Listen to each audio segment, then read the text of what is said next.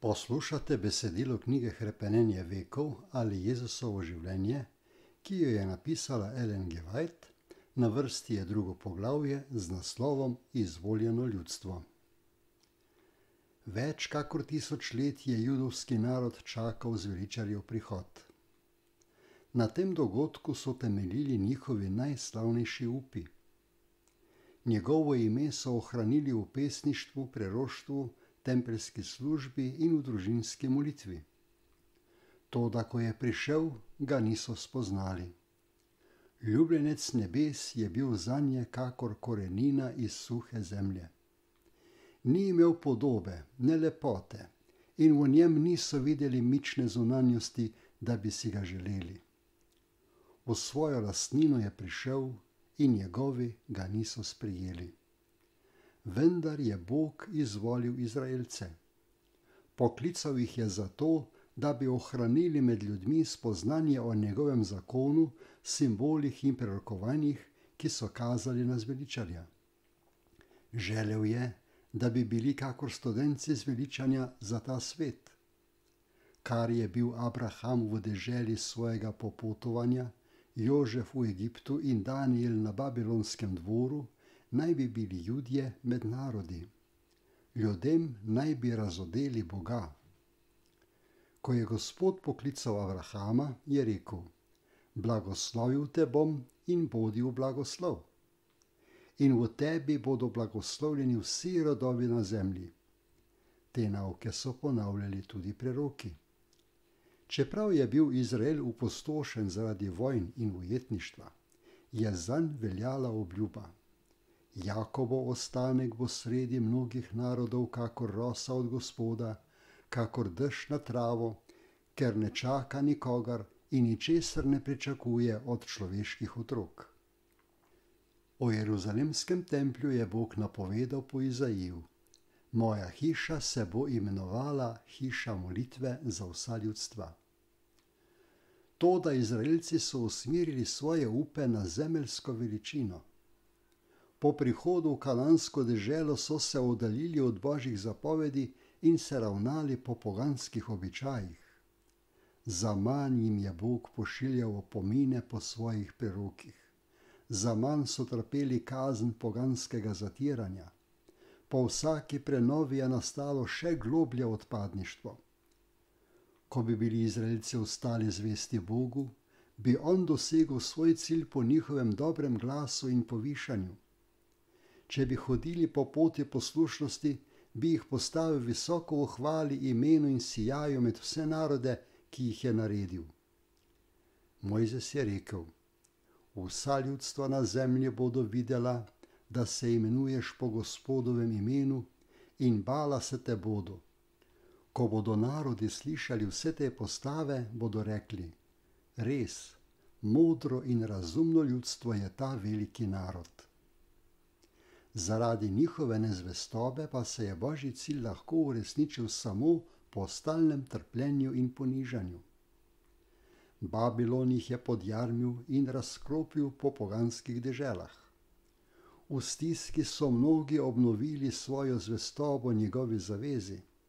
Ko so obešali harfe na vrbe in žalovali po svetem templju, ki je ležal razdejan, je iz njih svetila luč resnice in med narodi se je širilo spoznanje o Bogu.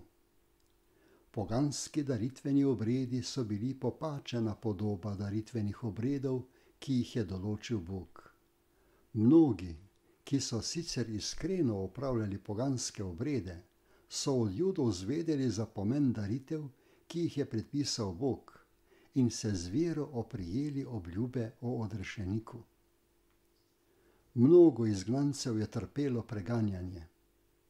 Ni jih bilo malo, ki so izgubili življenje zato, ker niso hoteli poteptati sobote in se udeleževati poganskih praznikov.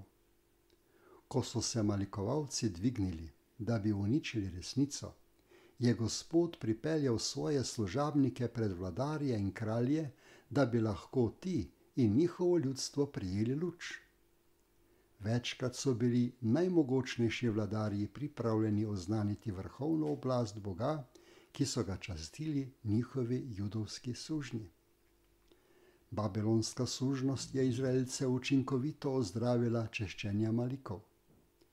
V naslednjih stoletjih so trpeli zatiranje poganskih sovražnikov, dokler se niso trdno prepričali, da je njihova blaginja odvisna od poslušnosti Božjemu zakonu. Ampak pri mnogih poslušnost ni izvirala iz ljubezni. Spodbuda je bila sebična. Bogu so služili zgolj na zunaj, da bi dosegli narodovo veličino. Niso postali luč svetu, temveč so se ločili od njega, da bi se izognili skušnjavam malikovalstva. Bog je v navodilih, ki jim jih je dal po Mojzesu, določil omejitve za njihovo druženje z malikovalci, ampak ta navodila so si napačno razlagali. Z njimi jih je nameraval zaščititi pred prilagajanjem poganskim običajem, uporabili pa so jih, da bi postavili ločilni zid med seboj in vsemi drugimi narodi. Judje so imeli Jeruzalem za svoja nebesa, zato so bili celo ljubosumni že pri pomisli, da bi Gospod izkazal svojo milost poganom. Po vrnitvi iz Babilona so veliko pozornost posvetili verski vzgoji. Po vsej deželi so postavili shodnice, da so v njih duhovniki in pismouki razlagali postavo. Ustanavljali so šole, v katerih so poleg umetnosti in znanosti poučevali tudi načela pravičnosti. Vendar so se te ustanove popačile. Med ujetništvom so mnogi sprejeli poganske nauke in običaje in jih upeljali v svoje bogoslužje. V marsičem so se prilagodili malikovalskemu načinu življenja. Ko so se Judje odvrnili od Boga, so pozabili precej naukov o obredni službi, ki jo je upeljal sam Kristus. Vsak njen del je bil simbol njega, zato je bila polna življenjske moči in duhovne lepote. Toda Judje so zgrešili namen svojih obredov, duhovno življenje. Zato so se oklenili mrtvih običajev. Zanašali so se na same daritve in obrede, namesto nanj, na kogar so te daritve kazale. Da bi nadomestili to, kar so izgubili, so duhovniki in rabini pomnoževali svoje zahteve, čim strožje pa so bile, tem manj Božje ljubezni so razodevale. Svojo svetost so merili po množici obredov, medtem ko je bilo njihovo srce polno ošabnosti in hinavščine. Zaradi vseh teh podrobnih in obremenjujočih predpisov ni bilo mogoče izpolnjevati postave. Kdor je želel služiti Bogu in pri tem poskušal upoštevati pravila rabinov, je trpel pod težkim bremenom. Ni mogel najti miru pred obtožbami vznemirjene vesti. Tako si je Satan prizadeval spraviti ljudi v malodušnost, znižati njihovo predstavo o Božjem značaju in izraelsko vero izpostaviti zaničevanju. Upal je, da bo lahko dokazal trditev, ki jo je podal ob svojem oporu v nebesih, da so Božje zahteve krivične in jih ni mogoče izpolnjevati. Trdil je, da celo Izrael ne izpolnjuje zakona. Čeprav so Judje hrepeneli po Mesijevem prihodu, niso imeli prave predstave o njegovem poslanstvu. Niso težili k rešitvi od greha, temveč k osvoboditvi izpod rimskega jarma. Zato so pričakovali Mesija kot osvajalca, ki bo strl moč njihovih tlačiteljev in Izraelu pomagal do svetovne prevlade. Tako je bila pripravljena pot, da so zavrgli zveličarja. Ob Kristusovem rojstvu je narod trpel pod oblastjo tujih vladarjev, razdirali pa so ga tudi notranji spopadi. Judom je bilo dovoljeno obdržati neko obliko posebne uprave, vendar nič ni moglo prikriti dejstva, da so bili pod rimskim jarmom in da so se sprijaznili z omejevanjem svoje oblasti. Rimljani so se lastili pravico postaviti in odstaviti velikega duhovnika, zato je bila ta služba mnogokrat pridobljena s prevaro, s podkupovanjem in celo ubojem. Tako je duhovščina postajala vse bolj pokvarjena. Kljub temu pa je imela velik vpliv in ga izkoriščala za uresničenje sebičnih in koristoljubnih ciljev.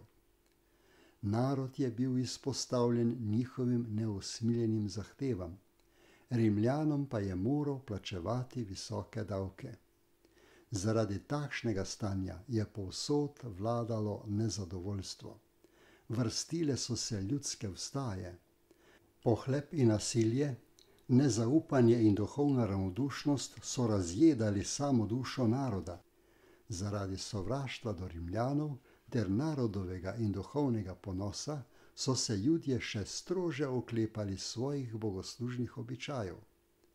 Duhovniki so si prizadevali ohraniti ugled svetosti s pretirano natančnim izpolnjevanjem verskih obredov.